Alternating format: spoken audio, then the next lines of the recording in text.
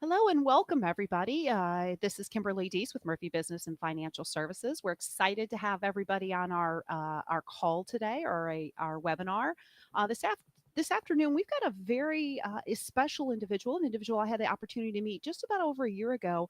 Somebody that is really understands business, understands the matrix of business, understands how business is run, and exactly how to grow them profitably so that they can run without you. I am truly honored and blessed to have Miss Jenna Waites on the webinar with us today. And we're going to go ahead and pass the event over to Jenna. Jenna, are you with us?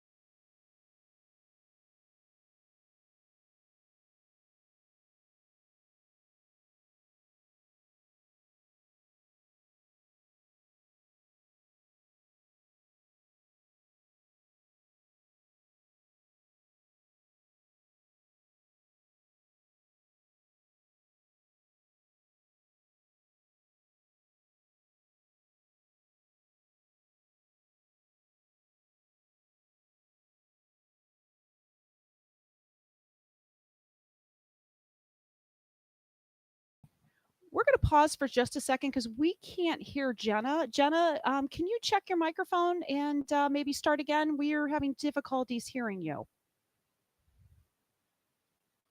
Scrolling everywhere. Can you guys hear me? Now we've got you. There we go, Oh, Jenna. Well, okay. welcome. Glad to have you. I thought it was just my line, but Howard says it's not. It's both Yes. of ours. So I'm going to turn it back over to Thank you, Jenna, you. to share with us how Yes. to grow a profitable business that runs without you. So I apologize about that. I'm just chatting away. I had no idea you guys couldn't hear me. Thanks again, Kim. I am just really thrilled to be here today as this topic truly is my great passion in life. So, again, just a quick background about me. For those of you who don't know me and how I became lucky enough to discover this as my passion and make it into a business about 7 years ago. I did not grow up in a family or community with exposure to entrepreneurs and small business owners. I was basically taught to get good grades, a good degree, climb the corporate ladder. And I did that initially and worked as an engineer, which allowed me to develop really good analytical skills. Yet I came to discover that I wanted something more with my life, to be able to do more. So I ended up joining the Peace Corps and I did 2 tours over there. And during that time, that really helped me hone creative problem solving skills and basically trying to create miracles starting with absolutely nothing. But what I really learned over there is that I loved helping other people achieve their dreams. So when I came home, I decided that I did want to continue in engineering and got into my first couple of businesses because I had ended up developing some skills people wanted to pay me for, which I was like, woohoo, that's really cool. But I had no idea how to actually own or run a business and ended up working 20-hour days, 7 days a week, literally sleeping 4 hours a night for about 3 years. And during that time I was still struggling and ended up getting into some financial trouble, which took me a long time to dig out of. But what I realized is that I wasn't alone in this. So many other small business owners, even ones way more successful than me, had a lot of similar struggles and really having trouble reaching that dream that they had when they first started their business. So that led me to study business and operational processes to try to figure out like there has to be another way. And that's when I discovered my true passion 7 years ago and became a functional efficiency strategist, which has now become my life, my love, my everything. Don't tell my husband I said that, though I have a sneaking suspicion he knows. So What is functional efficiency? It is the creation and implementation of easy to follow step by step blueprint processes to really streamline the day to day running and management of your business. So basically, I help business owners make more money and work less. Like, dream job, right? It's awesome. And one of my clients a few years ago coined me as the business owner dream fulfiller, which I laughed at the time, super honored that he felt that. But really looking back over the results that I've had with my clients, it really feels that way because I've been able to do things like increase profits drastically, allow owners to be able to get more staff on their team, be able to take vacation, tuck their kids in at night, take their significant other out on a date. And, most importantly, is probably getting back that time to devote to really getting their business where it needs to be so it can be in a state so that you have that end game in mind so that it is saleable and people want to be a part of that. So I don't know if any of you can relate to one of these two pictures. You heard a little bit about my backstory and know that this was basically my life for 3 years. I was either rushing around to address what seemed like a constant barrage of emergencies and urgent situations, or I was in my wheel running as fast as I could to keep up with that day to day, everything that needed to get done that I still wasn't really able to get it done. And I wasn't going anywhere. I wasn't moving forward. And it was exhausting and detrimental for my business. And for a long time, I felt like it was me that, oh my gosh, I'm doing something wrong. What's the issue? But this is actually incredibly common for so many small business owners. And because of this, we often lose sight of our destination. So we get bogged down in the weeds and we don't even have any idea like how to begin to get out of it. So, my goal here today is to really open that door, show you how you can go from feeling like you're lost in that maze, not knowing the best path to take, to having a clearly defined path that will help you start realizing the change you want to see in your business. So, we're going to go through today my 3 secrets, the top ones to creating great process creation.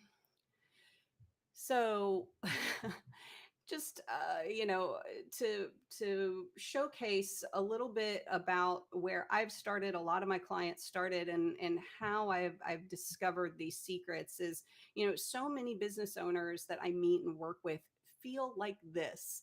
They're completely overworked. This is really that outcome of being the firefighter and running in that hamster wheel. There is so much to do and so much coming at you all the time. You're just in reaction mode and you can't possibly do and handle it all by yourself.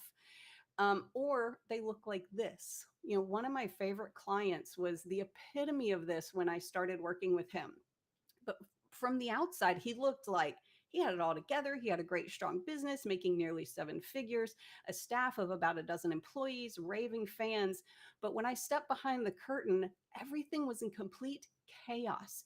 No one really knew what they were supposed to be doing, who was doing what the expectations were. The staff was in near mutiny because of it. Client results were all over the board, and everyone, staff, clients, went to the owner for every little thing.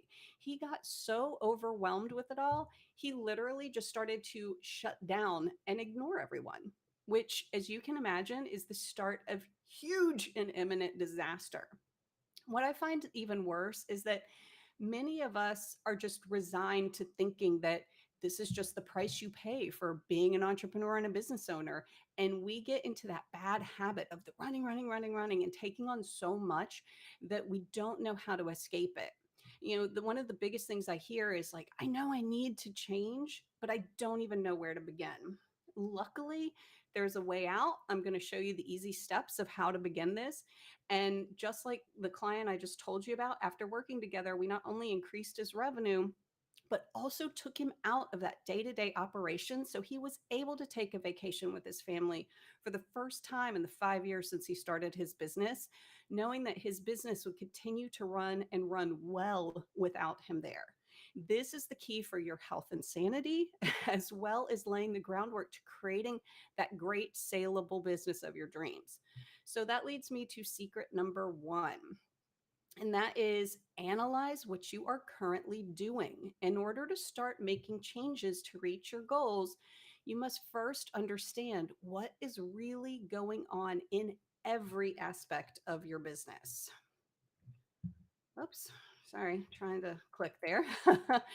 So, you need to examine all these areas that you're struggling with. And when you're looking at aspects of the business that aren't producing the results you'd like, you need to ask yourself a few of the following questions. Like, what is most frustrating for you? What results are you currently getting? What is working? Because it isn't always a complete disaster. Some people are like, I just need to scrap everything and completely start over. But a lot of times you have some great building blocks that you can continue to build on from there. Obviously, what isn't working? What issues, challenges, barriers are you facing? And what other areas are being affected?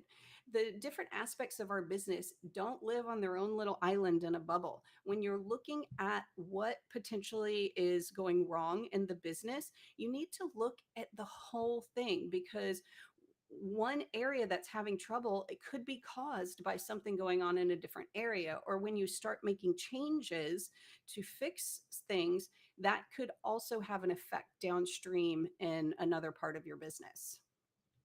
So, secret number two, after you've taken a good and honest look at the current state of things, you must identify and prioritize your changes. We do this by starting with one simple yet very powerful question. What one change will make the biggest impact towards reaching your goal? This is really important, so I'm going to repeat it. What one change will make the biggest impact towards reaching your goal? Now, that's where you start, okay? But how do we make this happen?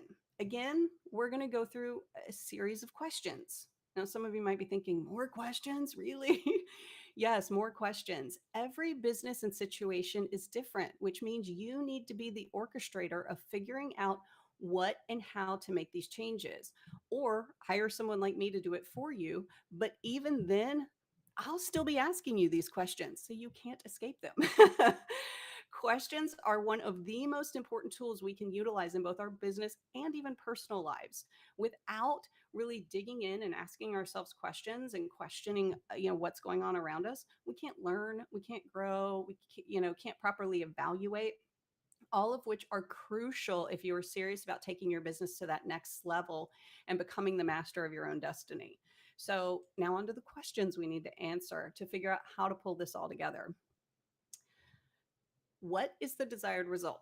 Now, that may seem like a no brainer, but I have found so many people either just are still in reaction mode and just kind of go to the 180, the complete opposite of what they've been doing now, thinking that that will get them there, or they have the kind of, oh, it sounds nice, but doesn't really mean anything, like increase client satisfaction.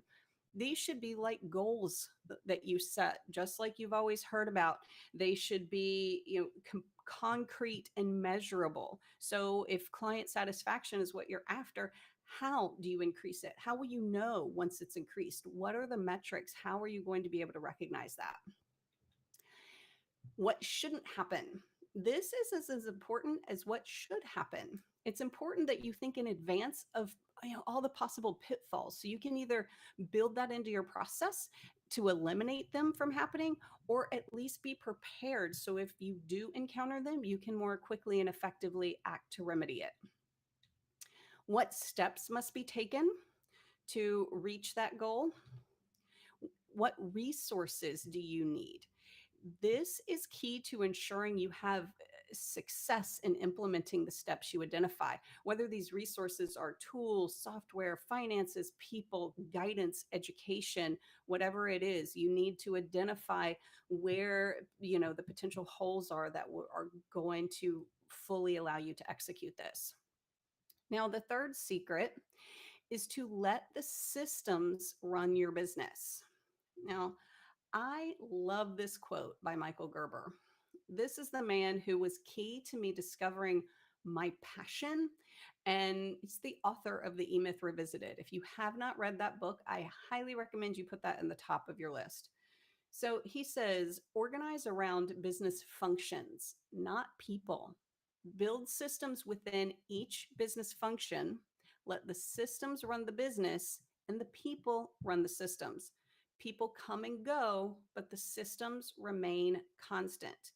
That is really key, especially for small business owners. We start out a lot of times, we do everything and we bootstrap, and then we might bring on a couple people who, just do whatever needs to be done. But to really continue to grow, those people might change their position, and obviously people come and go. So it's really important that whatever you're doing is built around the job function, not the specific person. So this step is key to creating replicable systems that produce the same results every single time, which, when it comes to being able to sell your business, this is incredibly important. So, in order to create processes and systems that will work to free up your time and run without you, you must follow these 5 business practices. So, one, write down every step of the process and how it will be executed. It isn't enough to have it in your head. You need to get it out of your head and onto paper. Because again, we are trying to remove you as the bottleneck in your in your own business and your growth. So having something documented to be able to pass on is key. 2, assign each step to a function, not a person. Again, this is important because these documents, you want them to be able to stay with you as you grow and not have to modify them every time you potentially bring a new person on, or you have that one person who runs half of the business now, but as the business grows, their role is going to become more focused and concentrated as you bring on more people to help. So instead of assigning something to Sally to do, you're going to assign it to the marketing coordinator, for example. 3, document how the results will be tracked. This is really important for a couple reasons. One, this will help keep you from being a micromanager and a big worrier about things, because this will give you specific intervals and metrics that you can just peek in on, make sure everything is on track and that you're getting the results that you want. This is also great for your team. People intrinsically want to do a good job. They want to make sure you're happy, and which makes them happy. And so giving them the tools to know how to do that is really important. So if you lay out for them, hey, this is what's expected, here's the results that we're looking for, then that clears a path so that they know, like, okay, this is what needs to be done. How can I best do it to achieve that result for you? And number 4, compile in a format easily understood by others. This is huge. Don't just write it for yourself. You may be doing the work now, but if you want to grow a business that can run without you, one that you can sell, you must take yourself out of the day to day.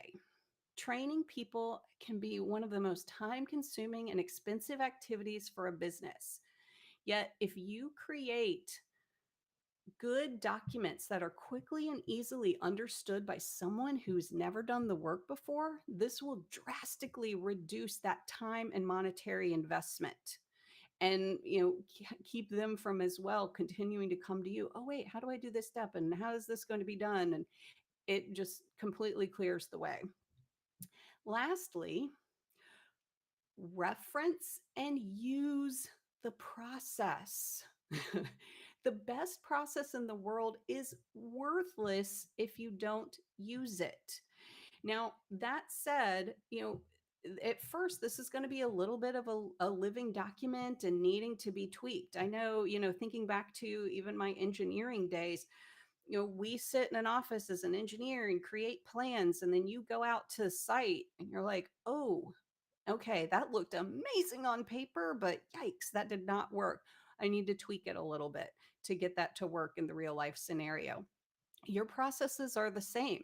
You write them down, reference them, and if something's not working, tweak it until you get it right, but continue to reference and use it.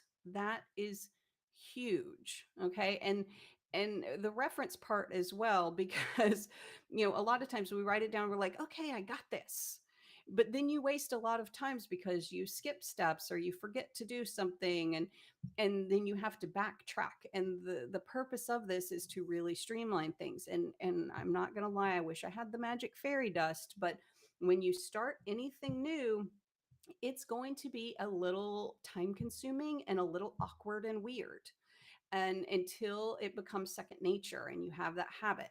Okay, so I'm gonna have leave a few minutes at the end for questions, but I just want to go briefly through a recap of everything and your action plan, because I want you guys to actually take some of this that we talked about today and put it into place. So number one, you need to take a really good, honest assessment of what is currently going on in your business, all the different aspects, all those frustrations, and look and see what's good, what's bad, what needs to be tweaked. Then, number two, identify that first change, that number one thing that will make that biggest boost towards reaching your goal. And there's no right or wrong here. It's all individual and depends on what your goal is. Sometimes it's like, what's the change that will be the easiest to implement, just so I can get that initial win, to pump me up and then be ready for that next change. Or it might be something you need to really boost finances. So, what's going to boost that? Whatever it is, identifying that first change. Number three is to create that documented process for you and your team or your future team. And then four, execute. I love this quote by Henry Ford, that vision without execution is just hallucination. It is very true. So, to kind of just wrap it up and to say a huge thank you to everybody that's on the webinar today, I have put up on my site that you see there, and I'm actually going to put up on your screen too, in kind of the upper right hand corner, the Get Access Now button. So, as a bonus, I want to give you my Reclaim Your Time guide and workbook. This is a great extension of what we've discussed today, give you more actionable tips and activities you can do right within the book to work on. And it's an instant download, so you can access it immediately after this call at jennawaites.com/million/webinar, or just click that little blue Get Access button, makes it easy. And then also on that page, I am offering a personalized business assessment consultation, discounted for everybody that showed up here today. With that, you'll receive a 1-hour one-on-one phone call with me to go over the current state of your business. I'll provide recommendations, tips to get you started, any resources that can assist you in that effort. So you'll have my undivided attention for that hour to discuss any specific roadblocks to your growth as well. So all the details can also be found right on that page. So let's see, we have a couple minutes left. So I want to check and see if anybody has any questions.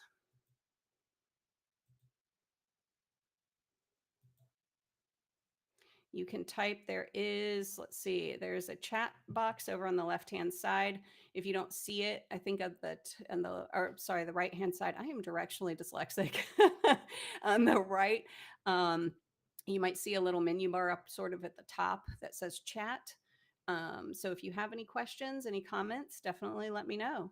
Otherwise, I hope you guys at least go to the site and download the Reclaim Your Time, because there is even more really good tips that are an extension of what we talked about today, to really jumpstart you to being able to have a little bit more time and focus to start moving your business forward and it's just a spiral effect. Every little change you make will give you back more time, more focus to really concentrate on that piece of growing your business so that you can take it to the next level and really get to that end game of being able to sell your business, have people that will be interested. Because if everything right now is really dependent on you and you don't have good processes set up to make things easy and streamlined to hire and train people,